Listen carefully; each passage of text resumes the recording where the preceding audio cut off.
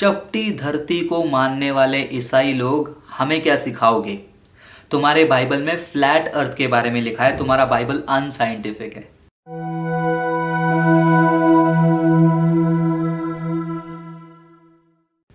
ऐसे कई सारे कमेंट्स हमारे वीडियोस में, हमारे फेसबुक पेज के पोस्ट में लगातार देखने को मिलता है। इंटरेस्टिंग बात यह है कि वीडियो कोई और हो लेकिन टॉपिक से जुड़ी ना हो, फिर भी ये कमेंट डालना ज़रूरी है, क्योंकि बहुत सारे हमारे हिंदू भाई, मुसलमान भाई, एथियस्ट ये साबित करने में लगे हुए हैं कि बाइबल अनसाइंटिफिक बातों को सिखाती है और बाइबल में गलत शिक्षाएं हैं, जैसे कि पृथ्वी चपटी है, गोल नहीं है। लेकिन इसके साथ साथ एक और इंटरेस्टिंग बात यह भी देखने मिलता है कि जब भी वो ये दावा करते हैं हमारे कमेंट सेक्शन में, उसका सबूत पेश नहीं करते हैं। कौन से बाइबल के रेफरेंस के आधार पर उनको लगता है कि पृथ्वी चपटी है, ऐसी हमारी शिक्षा है, या फिर कौन से बाइबल के पैसेज में या कहानी में ये लिखा है कि पृथ्वी गोल नहीं बल्कि पृथ्वी फ्लैट है, इसका सबूत वो देते नहीं है। क्योंकि ये वो सारे भाई बहन हैं जो क्रिश्चियनिटी से नफरत करते हैं या फिर ब्रेन वॉश हो चुके हैं क्रिश्चियनिटी को नफरत करने के लिए। और ये जो कंटेंट है, जो क्रिश्चियनिटी के खिलाफ प्रोड्यूस करने वाले कंटेंट है, उनको मिलता है टेलीग्राम चैनल से, यूट्यूब वीडियो से, फेसबुक पोस्ट से, जो एंटी क्रिश्चियन प्लेटफॉर्म्स है, मिशन काली, नो कन्वर्जन, ऐसे लोग जो मीम्स बनाकर अपने फॉलोअर्स को बुद्धू तो बना देते हैं कि ईसाइयों की किताब में फ्लैट अर्थ के बारे में लिखा है, चपटी अर्थ के बारे में लिखा है। लेकिन ये लोग उनको कभी उलट कर ये सवाल नहीं पूछते कि भैया रेफरेंस तो दे दो। नहीं नहीं, इन्होंने कहा है तो ये सही ही होगा, ऐसे गलत फहमी को लेकर हमारे यूट्यूब चैनल पर आते हैं और बहुत सारे क्रिश्चियन यूट्यूब चैनल पर जाकर यही कहते हैं कि तुम्हारा बाइबल चपटी धरती की शिक्षा देती है, वचनों में ऐसा लिखा है। कौन सा वचन नहीं बताते। कुछ लोग वचनों को बताने की कोशिश करते हैं, 3 से 4 रेफरेंस को कोट करते हैं। ज्यादातर कोट किया जाने वाला वचन आता है प्रकाशित वाक्य से और यशाया की किताब से। तो इस वीडियो में शॉर्ट में उन तीनों वचन का मैं जवाब दूंगा और साबित करूंगा कि बाइबल कहीं पर भी फ्लैट अर्थ के बारे में बात नहीं करती है। अगर आपका सवाल है क्या बाइबल फ्लैट अर्थ की शिक्षा देती है, बाइबल में कोई ऐसा बयान है जिससे साबित होता है कि पृथ्वी चपटी है, तो ऐसा कुछ भी नहीं है। ये गलत अंडरस्टैंडिंग है या फिर एक गलत अटेम्प्ट है क्रिश्चियनिटी का मजाक बनाना और क्रिश्चियनिटी को नीचा दिखाना। तो वो रेफरेंसेस के साथ मैं वचनों को पढ़ूंगा और पढ़ते वक्त आपको खुद समझ में आ जाएगा कि वो वचन चपटी धरती के बारे में बात नहीं कर रही है। हालांकि जब हम प्रकाशित वाक्य के बारे में बात करते हैं, एक नॉन क्रिश्चियन व्यक्ति भी जानता है कि रेवलेशन की किताब में लिखे गए बातों को लिटरल ट्रांसलेशन करने के साथ साथ लिटरल इंटरप्रिटेशन नहीं किया जा सकता है, क्योंकि उसमें बहुत सारी चीजें दृष्टांतमक रूप में लिखी हैं, भविष्य में घटने वाली चीजें हैं। तो ऐसे किताब को उठाकर जिसमें बहुत सारी चीजें फिगर ऑफ स्पीच के तौर पर लिखी गई हैं, उसको लिटरल वे में अंडरस्टैंड करना ये कितना बड़ा मिसअंडरस्टैंडिंग है और मूर्खता है, आप अभी समझ जाएंगे जैसे मैं उन वचनों को रीड करूंगा। तो चलिए पहले वचन को रीड करते हैं, जिसके आधार पर हमारे स्कॉलर भाइयों को लगता है कि बाइबल सिखाती है कि पृथ्वी चपटी है। पहला रेफरेंस आपको मिलेगा प्रकाशित वाक्य 7वां अध्याय पहले वचन में। वहां पर क्या लिखा है, बस वो लाइन पढ़ना चाहता हूं जिसके आधार पर दावा किया जाता है, फिर उसके बाद उसका जवाब देखेंगे। वचन लिखा है, इसके बाद मैंने पृथ्वी के चारों कोनों पर 4 स्वर्गदूत खड़े देखे। तो एंटी क्रिश्चियंस का, मसीह विरोधियों का बयान होता है कि देखो तुम्हारे बाइबल में क्या लिखा है, पृथ्वी के 4 कोने हैं। तो 4 कोने हैं तो कैसा होगा, चपटी धरती होगी ना, ऐसे ऐसे ऐसे बॉक्स के जैसा, सो 4 कोना यानी कि पृथ्वी चपटी है। अगला रेफरेंस देखते हैं, प्रकाशित वाक्य 20वां अध्याय 8वें वचन में ऐसे लिखा है, उन जातियों को जो पृथ्वी के चारों ओर होंगी। पृथ्वी के चारों ओर होने वाली जातियों के बारे में यहां लिखा है। तो देखिए ईसाइयों, तुम्हारे बाइबल में 4 कोनों के बारे में बात कर रहा है, तो फ्लैट अर्थ सिखाई जा रही है। यशाया की किताब 11 अध्याय 12 वचन को भी कोट करते हैं कई लोग। उसमें लिखा है, यहूदा के सब बिखरे हुओं को पृथ्वी की चारों दिशाओं से इकट्ठा करेगा। तो देखो ईसाइयों, यहां पर भी 4 दिशाओं के बारे में लिखा है। मुझे तो हंसी आती है ऐसे भाई बहनों पर जो अंधाधुंध ऐसे बातों पर विश्वास करते हैं और कहते हैं कि बाइबल अनसाइंटिफिक है। नॉर्मल एक व्यक्ति जब बातचीत करता है तभी भी वो ये बातचीत ऐसे ही करता है, राइट, कि भैया जिस पृथ्वी में हम रहते हैं, मैं आप नॉर्थ के हो, मैं साउथ का हूँ, ये ईस्ट के हैं, वेस्ट के, देखिए हम चारों दिशा से हैं, लेकिन हम एक भारतीय हैं। हम नॉर्मल लैंग्वेज में भी जब बात करते हैं, चलिए भूल जाइए फिगर ऑफ स्पीच को, नॉर्मल लैंग्वेज में भी जब हम बात करते हैं, हम ये 4 दिशाओं के बारे में बात करते हैं, पश्चिम, पूरब, दक्षिण, उत्तर, ऐसे बात करते हैं।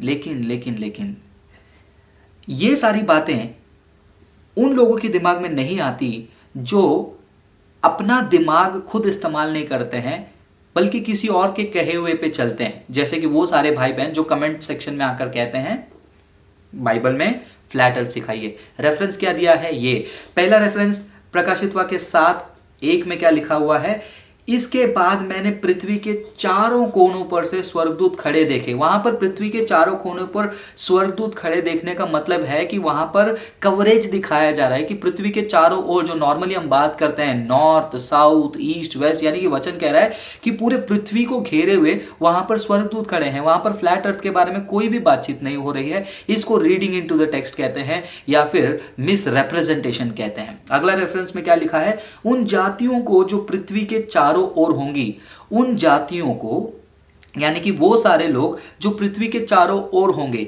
अगर आप एक नॉर्मल दुनिया का, ये जो नॉर्मल दुनिया का मैप भी आप ले लोगे या फिर वो ग्लोब भी ले लोगे, आप क्या कहोगे कि यार नॉर्थ के ये सारे लोग हैं, साउथ के ये सारे लोग हैं, वेस्ट के सारे लोग हैं, ईस्ट के सारे लोग हैं।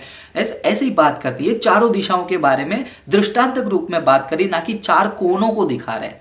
अगर 4 कोनों को दिखा रहा है तो ये कल के दिन गूगल मैप से भी जाके लड़ बैठेंगे कि गूगल मैप भी 4 दिशा दिखा रही है, तो गूगल मैप साबित कर रही है कि फ्लैट अर्थ है। कितनी बकवास है ये बयान, इसलिए मुझे हंसी आती है इन बातों पर।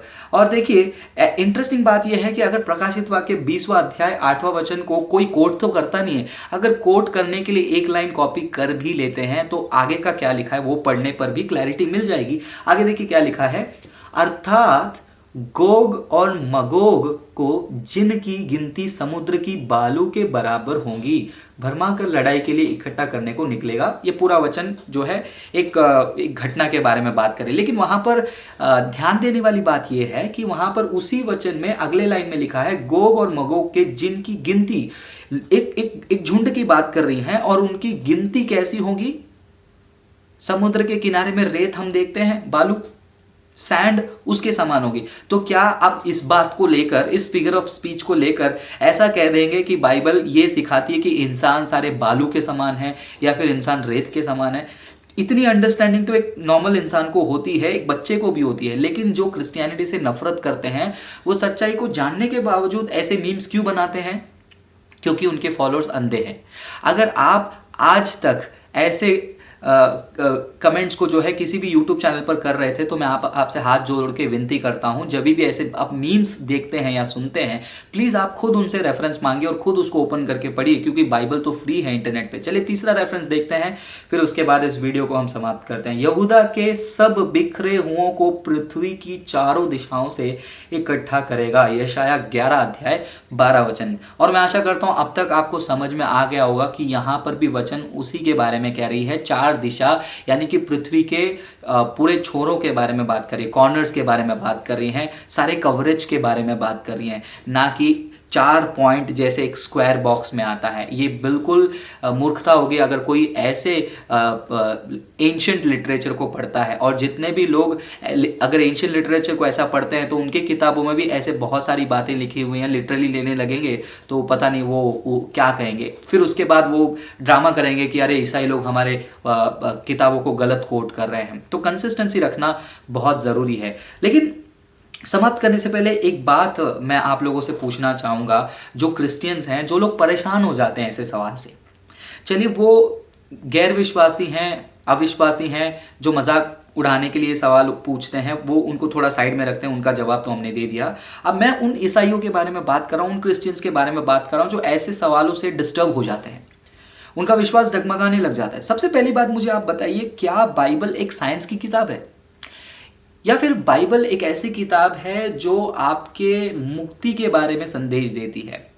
अगर मान भी लेते हैं कि बाइबल फ्लैट अर्थ सिखाती है, जो कि सच नहीं है। अगर मान भी लो बाइबल फ्लैट अर्थ शिक्षा दे रही है, क्या ये फ्लैट अर्थ की शिक्षा जो मेन मैसेज है बाइबल का, उसको अफेक्ट करती है कि आप पापी हैं, आपको एक उद्धारकर्ता की जरूरत है, आपको उद्धार पाना है?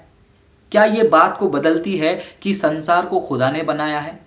क्या वो थियरी ये साबित कर देती है कि आप पवित्र हैं, आप पाप में नहीं जी रहे हैं, आपको उद्धार की जरूरत नहीं है? तो हमें देखना जरूरी है कि बाइबल का जो मेन मैसेज है सैल्वेशन का, इंसान पापी है, उसको उद्धार की जरूरत है, यीशु मसीह खुदा है, यीशु मसीह ही उसको छुड़ा सकता है, स्वर्ग ले जा सकता है। ये मेन मुद्दे से भटकाने के लिए शैतान जो है बहुत सारे लोगों के द्वारा काम करता है, ताकि आपका माइंड मेन मैसेज से हटकर जो अनवांटेड मैसेज की ओर चले जाए। देखिए अब ये सारे क्रिश्चियंस जो बाइबल में फ्लैट अर्थ के बारे में ढूंढते ढूंढते अपना मेन मैसेज को खो रहे हैं कि मेरा उद्धार सिर्फ यीशु मसीह कर सकता है, मेरा उद्धार करता केवल यीशु मसीह है। तो बहुत ही सावधान रहिए।